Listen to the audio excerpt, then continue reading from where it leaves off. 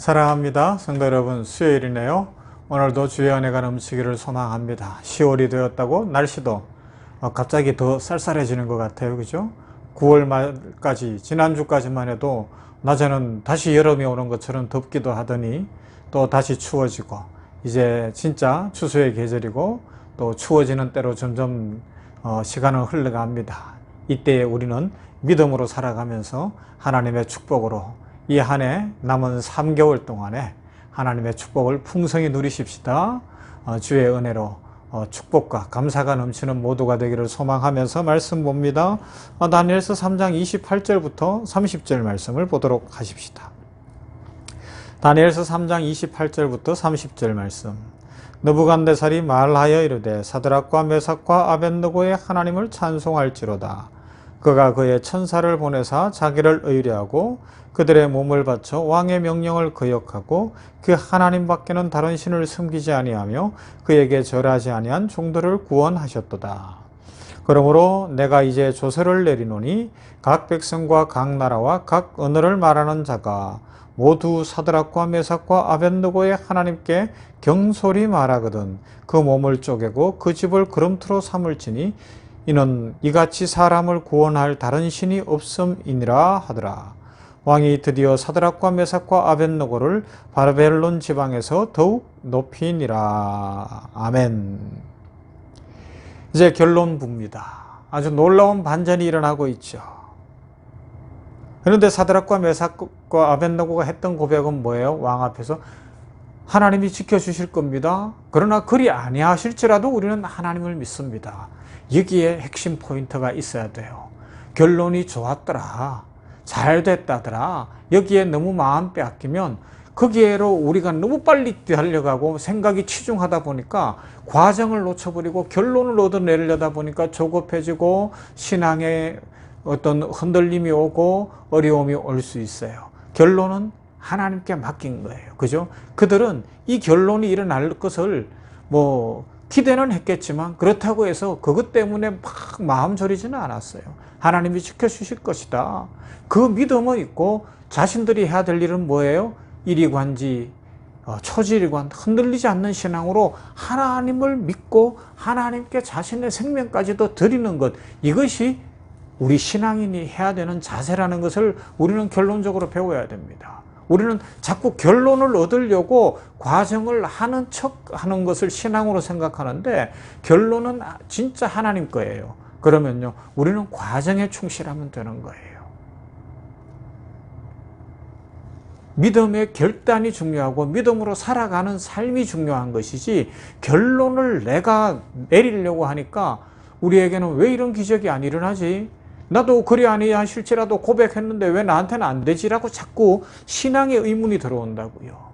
왜요? 결론을 내가 상정해 놓은 거예요. 결론을 내가 내리려고 하고 결론 때문에 우리는 믿는 척 해온 거라고요. 그게 아니라는 겁니다. 그러면요, 우리는 그냥 믿음으로만 살면 돼요. 하나님 바라보고 살아가는 거예요. 하나님이 나를 지켜주십니다. 하나님이 나와 함께 하십니다. 이 믿음으로 살아가면 되는 것이지 결론을 얻으려고 과정을 희생시키지 말라고요. 잘 기억해야 됩니다. 이건 저에게 스스로 해보는 교훈이기도 하거니와 우리 모든 성도들과 꼭 나누고 싶은 거예요. 결론을 내가 결정 내놓고 결론을 얻으려는 것으로 과정을 적당히 살아가면서 그리 아니하실지라도 찬송을 부르고 막 그러면서 하나님이 이 정도 하면 결론 주시겠지, 이렇게 가지 말자고요. 그건 믿음이 아닙니다.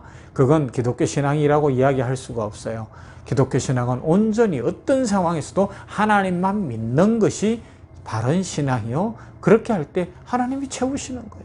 하나님이 복을 주시는 거예요. 그래서 과정 속에 있었는데 막 너무 힘들었던 것 같은데 지나고 보니까 그 과정도 잘 지나왔을 뿐만 아니라 축복이 넘치게 되더라. 오늘 그 반전인 거예요.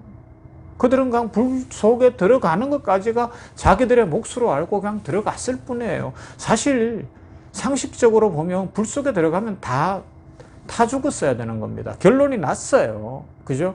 그런데 거기에서 하나님이 지키시고 나와서 느부갓네살이 다시 반포하기를 하나님만 섬겨라. 그리고 하나님에 대해서는 나쁜 말 절대로 하지 말아라, 이런 이야기를 하게 되는 것은 하나님께서 이루신 결론입니다. 우리의 결론은 하나님이 책임지십니다. 따라 하실래요? 결론은 하나님이 책임지십니다. 아멘? 그래요. 결론은 하나님이 책임지십니다. 그러면 한 번 더 따라 합시다. 어떻게 해요? 우리는 과정에 충실할 뿐입니다. 우리는 오직 믿음으로만 삽니다. 이 고백이 우리의 삶이 되어야 할 것입니다. 이런 은혜가 있기를 바랍니다. 그렇게 할 때 축복이 넘칠 겁니다. 여러분, 하나님만 신뢰한다는 신앙이 무엇인지 결론적으로 한번 생각해 보십시다. 마귀의 세력이 득세하고 있어요. 제국의 황제가 그 무서운 칼날을 휘두르고 군대까지 동원했어요. 세상의 문화는 우리를 위협해 와요. 세상의 문화에 휩쓸리지 않으면, 세상 어떤 것들에게 막 타협하지 않으면 우리는 밥도 못 먹고 살 것 같은 위험 속에 있기도 합니다. 느부갓네살이 뭐라 그래요? 너희를 구원해낼 신이 있겠냐라고 이야기하잖아요. 그래놓고는 오늘 성경에서는 뭐라 그래요? 이와 같은 신이, 이와 같이 자기를 믿는 사람을 구원해내는 신이 다시는 없을 거다, 그런 이야기도 하잖아요. 여러분, 그러하기 때문에 두리번거리는 신앙, 갈등하는 신앙, 현실에서 자꾸 어떤 눈치 보는 신앙은 하나님의 축복을 진정으로 받아 누릴 수 없습니다. 어떤 상황에서도 흔들리지 않는 신앙을 가져야 하는 겁니다. 이 말씀을 다니엘에게 주시던 그 바벨론 포로기를 생각해 보세요. 사탄의 세력이 눈에 보이는 느부갓네살이라는 그 세력과 군대 세력과 그 이방의 세력으로 그냥 신앙을 공격해 오는 때 아닙니까?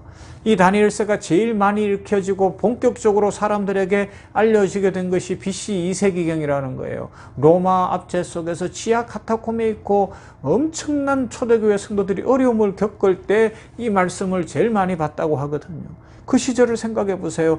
마귀의 세력이 로마라는 이 국가 세력까지 동원해서, 정치 세력까지 동원해서 교회를 핍박했습니다. 마치 지금 북한의 그 어려운 문제들처럼 북한에 있는 지하교회 성도들은 김정은의 세력들, 그 공산당 그 주체 세력들 때문에 지금 목숨을 걸고 있잖아요. 그런 상황 가운데서 그들은 어떻게 하는 거예요? 하나님만 믿습니다 라는 거예요.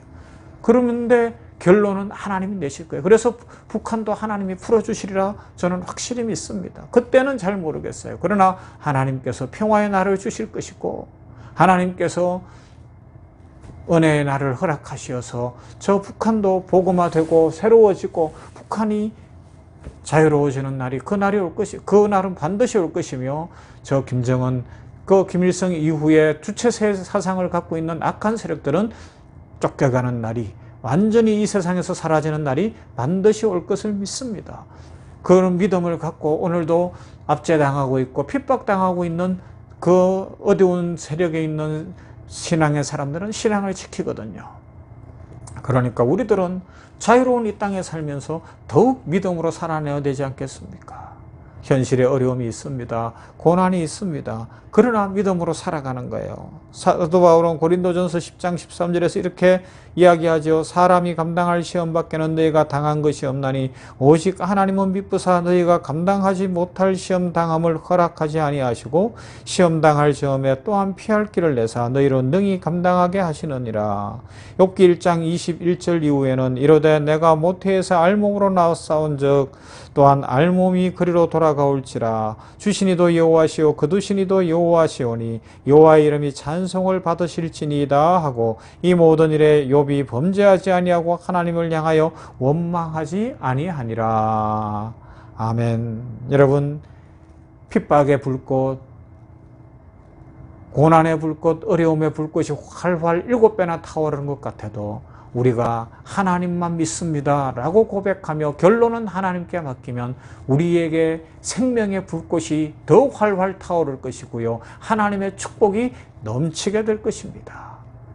사도행전 1장에 있는 것처럼 불꽃 같은 것이 우리에게 임하여 성령 충만함으로 인생을 살아갈 때 즐거움이 넘칠 것이고요, 기쁨이 넘칠 것이고요, 소망이 넘치게 하실 겁니다.